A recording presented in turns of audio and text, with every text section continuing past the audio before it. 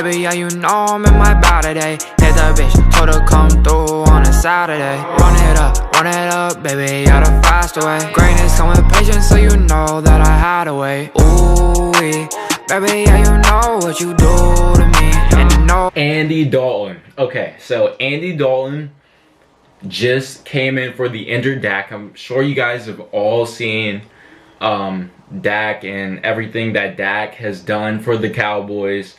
Now, prayers up for Dak, man.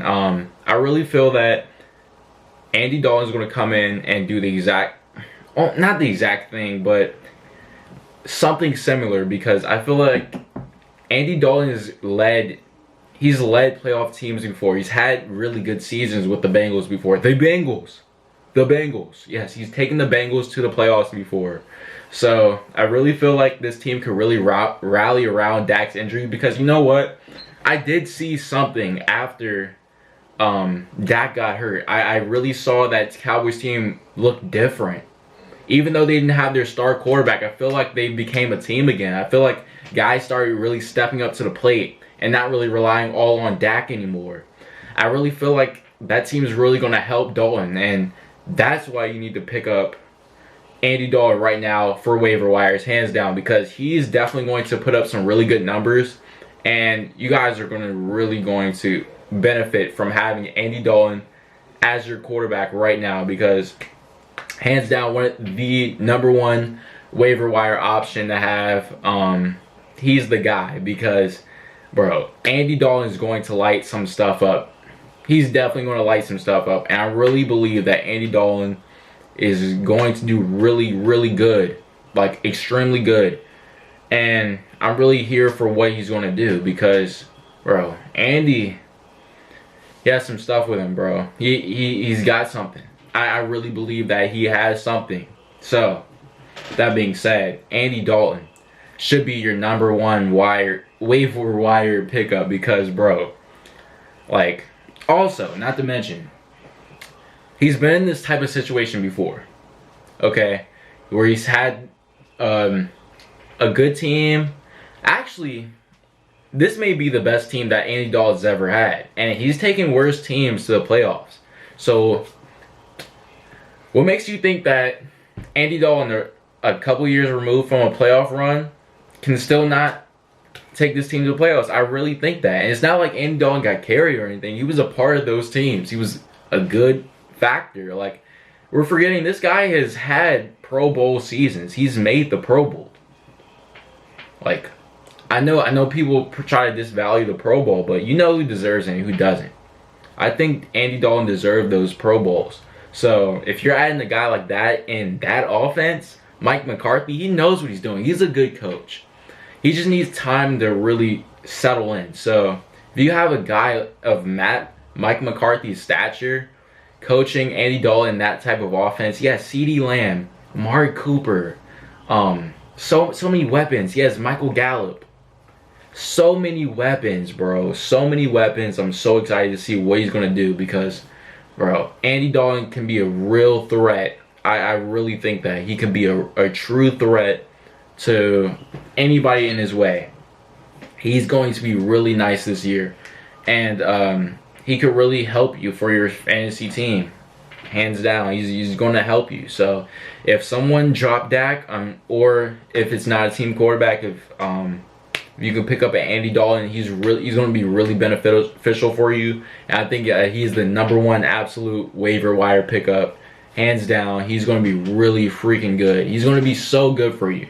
So that's all I have to say about Andy Dalton. He's going to be really instrumental to helping your team if you guys are kind of starving. Baby, yeah, you know I'm in my body today. Hit the bitch, told her come through on a Saturday. Run it up, baby, yeah, the faster way. Greatness come with patience, so you know that I had to wait. Ooh, baby, yeah, you know what you do to me. And you know, bitch, I ain't with that foolery. Team full of winners, so you gon' lose to me. Yeah, lose to me, hey, y'all. I'm in the store, I'm working, and bitch, I am back in my Birkin.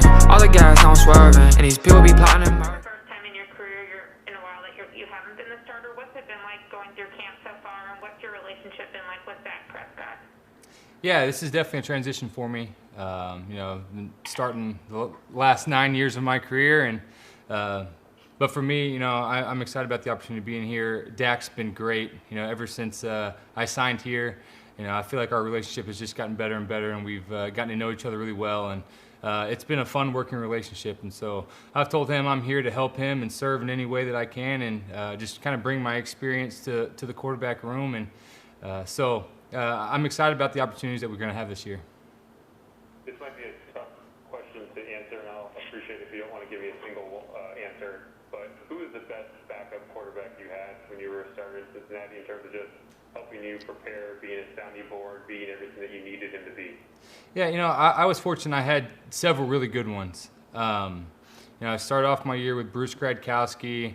I had Josh Johnson for a year. I had Jason Campbell. I've had A.J. McCarron, Jeff Driscoll, Ryan Finley last year. So I've been around some great guys that have helped me. You know, I've learned from some of those guys of, you know, what it takes to be a backup and what it's like to support the starter. I think that's the biggest thing, is you got to be you know, his number one supporter, making sure that you're helping him on the sideline on game day, and just kind of give him any kind of tips that you see from the sideline that he may not be seeing out there on the field. So I think that's the biggest thing, is you got to be so supportive of the starter. Along those lines, during a game setting, have you thought about the type of feedback or observations, a better word, that you'd want to give Dak during a game? Yeah, I mean, I think that's, as the game goes on, you're gonna see different things, and you're just gonna hopefully you're gonna be seeing the same thing that he's seeing out there. But anything that you can give him that will help him while he's on the field, I mean, that's what I'm gonna be thinking about, and you know, cheering him on. I think that's another huge aspect of being the backup, is you got to make sure that you're pumping the starter up and helping him any way you can. Did you know Dak before you signed here?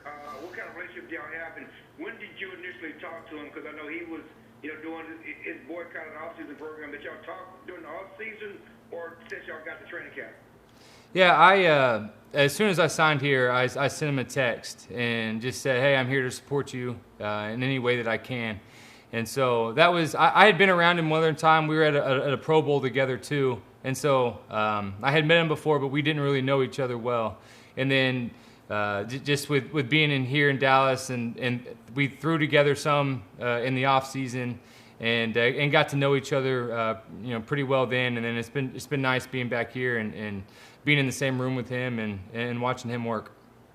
So did y'all throw out at Dak's house, that field he has? we threw in several different places. Okay. I think Mike McCarthy was telling us earlier today that sometimes you ask questions that you already know the answer to, just to kind of spark conversations in the room. Have you always done that? Is this something you see in your role, or how do you go about that? Yeah, I think especially for some of the younger quarterbacks that are in the room with Clayton and Ben, you know, you just want to make sure that you know, things that I see, it could be a rotation, it could be a linebacker position that's tipping off something else.